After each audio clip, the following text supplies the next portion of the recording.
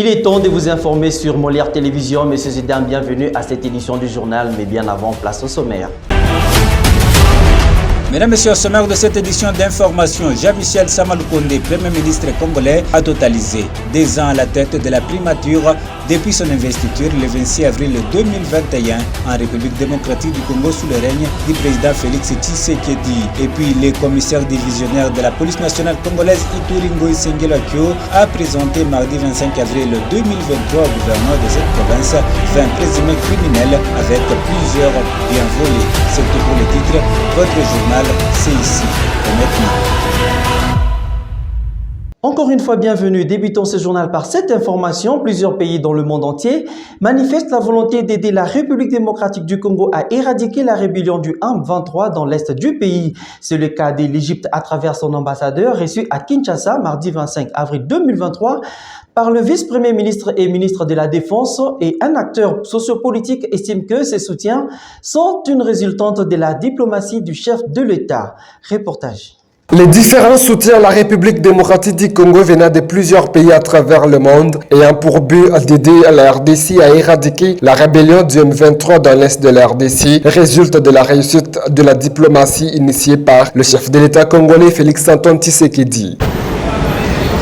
L'impact de ce soutien n'est pas un fait spontané, c'est le résultat d'une diplomatie agissante du président de la République, son Excellence Félix-Antoine Tshisekedi Tshilombo, qu'il a commencé à mener depuis son accession à la tête du pays, où parmi ses priorités, c'était notamment la paix à l'Est. Et les résultats, c'est ce que nous sommes en train de vivre aujourd'hui, l'adhésion internationale derrière la RDC pour éradiquer cette guerre. Mais vous me parlez que sur le terrain, les choses n'évoluent pas. Non, les choses évoluent sur le terrain parce qu'il y a plusieurs territoires qui ont été récupérés par les FARDC. Et il y a, avec la coalition AEAC, les M23 sont retirés de Bunagana. Et vous devez savoir que EAC constitue aussi de l'armée congolaise. Donc c'est-à-dire qu'il y a l'armée congolaise qui se retrouve aussi au niveau de Bunagana. Et aujourd'hui nous parlons des cantonnements de ces terroristes. Donc tout ça, ce sont des avancées significatives et l'œuvre de la diplomatie de Félix-Antoine Tshisekedi Tshilombo. Cet acteur estime par ailleurs qu'avec le succès diplomatique engagé par la RDC, le Rwanda, pays agresseur, se retrouve isolé sur la scène mondiale. La balance se penche en notre faveur parce que par le passé, la communauté internationale, les grandes puissances niaient leur soutien derrière le Rwanda. Et ils ont été démasqués. Ce n'est plus un secret pour personne que nous connaissons qu'il y a eu, à un moment donné de l'histoire, le soutien de puissances internationales derrière le Rwanda qui agissent par les terroristes d'M23. Alors, dès lors que la détermination nationale, la détermination du chef de l'État est sans équivoque, cela a ramené cette même grande puissance de la communauté internationale de se pencher du côté de la vérité, de venir maintenant derrière la RDC. Donc, petit à petit, le Rwanda est en train de s'isoler. C'est pourquoi vous entendez aujourd'hui Kagame parloter à tout moment parce qu'il se sent aujourd'hui presque seul, tout simplement parce que les Congolais n'accepteront jamais qu'une seule partie, même quelques centimètres de notre pays, soit cédée. Signalons qu'après la Russie, la Chine, c'est le tour de l'Égypte d'annoncer son apport à la République démocratique du Congo dans le domaine militaire. Au total, 2 ans se sont accomplis ce mercredi 26 avril 2023 depuis que Jean-Michel Sama Lukonde occupe le fauteuil du Premier ministre de la RDC sous l'ordonnance présidentielle signée par le chef de l'État, Félix Tshisekedi. Suivez quelques impressions de la classe politique à ce sujet dans cet élément du reportage. 26 avril 2021, 26 avril 2023, cela fait exactement 2 ans constatant jour pour jour que Jean-Michel Sama Lukonde occupe le fauteuil du Premier ministre de la RDC au terme d'une ordonnance présidentielle émanant du chef de l'État, Félix Antoine Tshisekedi. Pour l'heure, certains acteurs sociopolitiques retracent quelques réalisations positives dans les 24 mois de Sama Lukonde. Je trouve qu'il y a quand même quelque chose qu'on peut parler en termes d'amélioration, contrairement à son prédécesseur. Et vous vous rappelez, son premier gouvernement, c'est un gouvernement qui a été appelé comme le gouvernement des warriors. C'est un gouvernement de combat. Et ce n'était pas aussi facile, puisque on venait d'une coalition FCC-Cash. Alors, quand ça m'arrive, avec tout ce qu'il y avait comme problème, il fallait d'abord qu'il prenne le temps avec tout son gouvernement, ensemble avec le président de la République, et vous avez vu qu'il y avait des améliorations. Maintenant, par rapport à son deuxième gouvernement, ce qu'on appelle Sama 2, vous avez vu que presque toute l'équipe a été reconduite, en dehors peut-être de ceux qui nous ont quittés avant même qu'on arrive à la fin de ce premier mandat de Sama. Il y a ceux qui ont quitté, en l'occurrence nos amis de l'ensemble de Moïse Katumbi. En outre, il reste encore beaucoup à faire, particulièrement la situation sécuritaire dans l'Est de la République démocratique du Congo, a indiqué cet analyste politique. C'est que peut-être je peux demander à l'équipe gouvernementale de Sama 2, c'est d'abord de nous clarifier la mission de l'IAC. Vous voyez, aujourd'hui, ça nous met un peu dans l'embarras. On ne comprend plus rien. Ces gens-là, ces militaires-là, sont venus faire quoi s'ils ne s'attaquent pas au M23? Ils sont venus faire quoi? Et quand vous entendez les compatriotes, ils dénoncent, ils disent que voilà, il y a une complicité entre l'EAC et le M23. À noter que le gouvernement Sama a connu tout dernièrement un remaniement très stratégique avec l'entrée des nouvelles figures légendaires de la scène politique congolaise. Autre chose, le commissaire divisionnaire de la police nationale congolaise Ituri, Ngoi Sengeloa Kiyo, a présenté le mardi 25 avril 2023 au gouverneur militaire de l'Ituri 20 présumés criminels, majoritairement des mineurs et plusieurs biens volés. C'est un reportage de Thierry Barati Rafiki. 20 présumés criminels répartis à 4 groupes majoritairement des mineurs. Parmi eux, il y a des receleurs et 2 militaires. Plusieurs biens saisis ont été présentés au gouverneur militaire de l'Ituri, le lieutenant-général Johnny Luboya Kachama, par le commissaire professeur de la PNC Ituri, le commissaire divisionnaire Ngoi Sengeloa Kiyo. Excellence, monsieur le gouverneur de province, nous vous présentons ici 4 groupes de présumés malfaiteurs. Le premier groupe est composé de 12 voleurs qualifiés, avec comme chef de bande Lassé Mbaya Ngwen Paul, qui héberge chez lui 8 voleurs, dont la plupart sont des mineurs d'âge. Asembaya Debou, Jonas Asimwe, Jiman, Pa alias Jojo. Le deuxième groupe, 4 évadés de prison de la privauté militaire, Télémayo.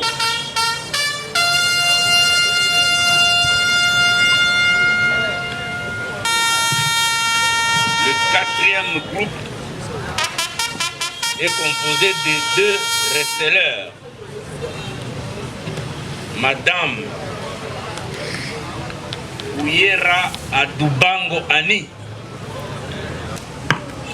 Le gouverneur militaire de l'Ituri a félicité les services de sécurité et demande de punir ces éléments avec la plus grande rigueur. Donc je demande qu'on punisse ces éléments-là avec la plus grande rigueur. Voilà ce que je peux dire à ce stade. Quant aux mineurs, je pense qu'ils ont plus à faire que d'adhérer à une association de malfaiteurs. Donc ils méritent aussi un encadrement. Merci beaucoup. Les victimes des vols remercient le travail abattu par la police pour avoir retrouvé leurs biens qui étaient perdus. Je remercie toute l'équipe de la sécurité qui a fait tout le monde.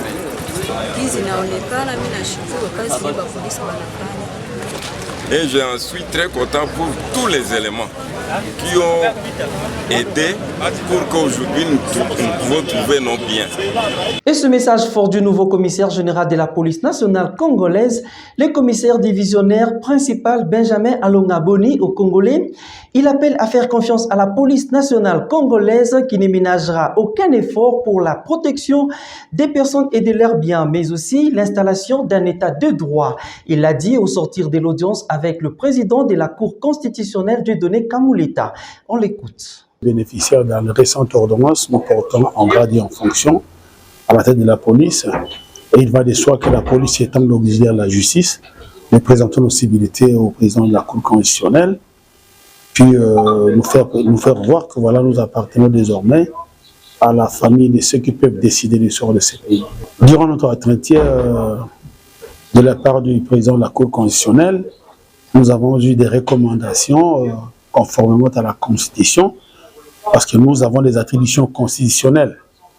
Et monsieur le Président nous l'a rappelé, que nous avons pour mission de protéger les personnes et leurs biens. Nous sommes auxiliaires de la justice. Si la police ne marche pas, enfin si la justice ne marche pas, c'est que quelque part la police n'a pas marché. C'est parce que l'état de droit n'est pas seulement l'apanage du magistrat, mais aussi l'apanage de la police qui est auxiliaire de la justice. Donc nous devons travailler en synergie avec la justice pour qu'effectivement l'état de droit soit assis dans notre pays. Nous sommes résolument déterminés à faire de ce pays un état de droit par tous les moyens légaux que la Constitution nous reconnaisse. Et les Congolais peuvent compter sur nous, que nous allons faire de notre mieux pour que les choses aillent selon la vision chef de l'État. Dans un autre chapitre, 45 corps sans vie, des nécessités enterrés le mardi 25 avril 2023 au cimetière de Kachamata pour vider la morgue de l'hôpital Sendwe après la panne du compresseur de la chambre froide. Cette situation permettra à la mairie de Lubumbashi d'entretenir la dite morgue et de réparer la panne. Eric Mutandala, ministre provincial de l'Intérieur, et Joyce Tonda Kazadi, l'adjointe au maire, ont assisté à la levée des corps. Regardez. C'est depuis près de 2 semaines que la chambre froide de la morgue de l'hôpital général de référence Janson Sendwe est en panne. Consécutivement à cette situation, un communiqué de la mairie de Lubumbashi est passé plusieurs fois sur les ondes de la radio-télévision nationale congolaise RTNC locale pour rappeler les différentes familles à identifier les corps et enterrer dignement le leur. Pour l'instant, l'urgence exige que cette morgue soit vidée pour être mise en état au plus vite que possible, car d'une grande utilité, d'une grande capacité d'accueil et d'un prix le plus bas sur l'ensemble de la ville de Lubumbashi. Cette morgue est donc d'utilité publique et mérite une réparation tout azimut. Pour l'instant, le ministère provincial de l'Intérieur et la mairie de Lubumbashi, en collaboration avec le parquet, la police et l'auditorat militaire, ont finalement décidé d'évacuer les 45 corps ce mardi 25 avril 2023. Voilà qui justifie la présence à la morgue du ministre provincial de l'Intérieur, Eric Mutandala, du maire adjoint de la ville de Lubumbashi, Joyce Tonda Kazadi, et de plusieurs autres autorités judiciaires, policières et militaires. Les 45 corps sont principalement des prisonniers, des nécessiteux, ceux n'ayant pas de moyens suffisants pour enterrer le leur et ceux n'ayant pas de famille présente à Lubumbashi. Ils ont été enterrés en toute dignité au cimetière de Kachamata à Lubumbashi après plus ou moins une année passée à la morgue. La mairie a établi les actes de décès et les permis d'inhumation après le feu vert donné par le parquet général de Lubumbashi pour la levée des corps et l'inhumation. Déjà, la mairie de Lubumbashi a déjà mobilisé tous les moyens nécessaires pour la réparation du compresseur de la chambre froide du funérarium de l'hôpital Sendwe. Avant sa réouverture, la mairie prévoit d'intenses travaux d'entretien qui ne prendront pas du tout assez de temps. Dans la province du Tanganyika, la gouverneure Julie Ngungwa Mayuma a présidé la réunion stratégique du Haut Commissariat des Nations Unies pour les réfugiés tenue à l'hôtel Tchom en présence des humanitaires et des membres du gouvernement provincial. Suivez. Dans la salle de réunion de l'hôtel Cham à Kalemi, les autorités provinciales, sous le leadership du gouverneur Julie Ngungwa Mayuma, étaient face à la communauté humanitaire pour une réunion stratégique du Haut Commissariat des Nations Unies pour les réfugiés HCR. Cathy Daniel Moni, chef de la sous-délégation du HCR au Tanganyika, disant son mot des circonstances au nom de la représentante pays du HCR RDC, a remercié le gouvernement provincial pour sa collaboration avec la communauté humanitaire, car étant responsable primordial de l'action en faveur des personnes affectées par le déplacement forcé. Ministre provincial du plan, Dieudonné Massol Mouzang, a précisé que durant les années 2022 et 2023, l'élan des collaborations entre le gouvernement provincial et ses partenaires humanitaires, en l'occurrence le HCR, était au bon fixe. Ouvrant officiellement cette réunion placée sous son autorité, le gouverneur Julie Ngungwa Mayuma, qui a rendu ses hommages au président de la République Félix Antoine Tshisekedi Tshilombo pour le génie de sa politique étrangère, a ému le vœu de voir les humanitaires et le HCR en particulier orienter leurs actions dans le retournement des personnes déplacées et leur encadrement dans leurs milieux étant déjà pacifiés. Les humanitaires viennent en soutien aux efforts du gouvernement provincial et à ce titre, je sais que chaque acteur a sa planification et sa stratégie. Mais je voudrais vous exhorter à plus de coordination et de complémentarité. La vie dans les sites n'est pas de nature à préserver la dignité des personnes déplacées. J'encourage vivement tous les acteurs à travailler pour aboutir à la fermeture des sites des déplacés. Cette réunion des 2 jours rassemble d'une part le gouvernement provincial et ses services techniques et d'autre part le HCR, les agences, fonds et programmes des Nations Unies, ONG nationales et internationales. Changeons de chapitre à présent pour parler célébration dans cette édition du journal. Le 26 avril de chaque année, le monde entier commémore la journée mondiale de la propriété intellectuelle qui désigne l'ensemble des œuvres d'esprit. Plus de détails, c'est dans ses commentaires.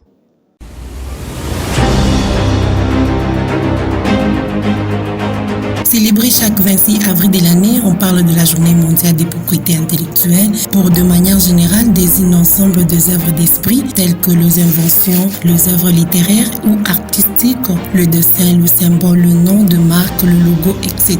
La propriété intellectuelle se présente sous 2 formes. La propriété industrielle, d'une part avec les inventions, le marque, le dessin et le modèle industriel. Le droit d'auteur, d'autre part, qui comprend les œuvres littéraires et artistique, roman, théâtre, film, photo, musique, dessin, peinture, sculpture. La journée mondiale de la propriété intellectuelle a été créée pour sensibiliser le grand public sur l'impact bref du droit d'auteur de marque sur la vie quotidienne et pour célébrer la créativité ainsi que la contribution de créateurs et innovateurs au développement de sociétés à travers le monde.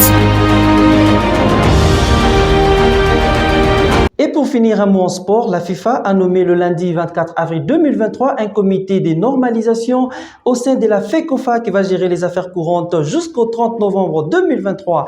Les analystes sportifs accueillent différemment la nouvelle. Plus de détails avec Sarah Kampika et Paul Mbaya. C'est dans une correspondance publiée il y a quelques jours par le bureau du Conseil de l'instance fêtière du football mondial, FIFA, que la nouvelle a été annoncée. Un analyste sportif souhaite que ces comités réussissent la mission confiée par la Fédération internationale du football association. Dans 6 mois, les élections parlementaires doivent être tenues au mois de novembre. Alors, avec les 6 mois, il y a cette possibilité-là qu'il y ait une collaboration parfaite. Les gens doivent collaborer parfaitement, ils doivent parler avec les ligues, ils doivent trouver les dirigeants capables qui maîtrisent bien le football congolais pour que demain ou le lendemain, on ne puisse pas encore nous retrouver avec des difficultés. Vous savez, même l'équipe qui va venir ne doit pas travailler seule.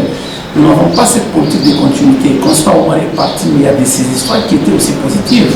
Alors l'équipe qui va venir doit faire de telle sorte qu'ils soient en collaboration parfaite. Ils doivent prendre Constant Omar comme un consultant, ils doivent les consulter parce que c'est quelqu'un qui a quand même à gérer cette fédération congolaise de football, association, qui a aussi vraiment d'expérience. Alors vu cette expérience, il peut aider les autres qui vont les succéder pour que demain le lendemain, qu'on puisse se retrouver avec une confédération positive selon les normes de la FIFA. Prince Kazumba demande aussi au nouveau comité de rester en collaboration avec tous les acteurs de football congolais pour arriver au bout de sa mission. Vous savez, la FIFA n'est pas moindre. Lorsque la FIFA a pris ses initiatives pour nommer et trouver un comité de normalisation, c'est parce qu'elle-même a trouvé qu'il y avait des problèmes qui ne semblaient pas marcher par rapport à notre fédération. Vous savez, quand un père sent que dans le chef des enfants, il y a une petite désorganisation, c'est les pères qui prennent la parole, c'est les pères qui prennent les initiatives pour que les enfants puissent être bien canalisés, bien ordonnés pour que les résultats soient positifs. Parmi les missions confiées à ces comités de normalisation, il y a notamment l'organisation de l'élection d'un nouveau comité exécutif de la FECOFA. C'est sur cette note que nous mettons un point final à cette grande édition du journal. Pour ceux qui nous ont pris diffusion en cours, je vous propose les rappels des titres.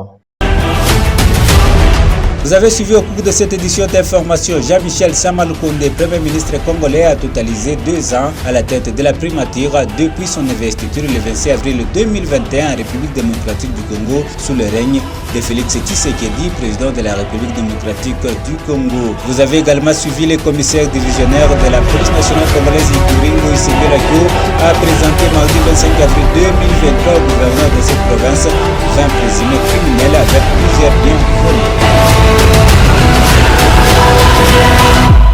Voilà de quelle belle manière nous tirons les rideaux de cette grande édition du journal. À très bientôt.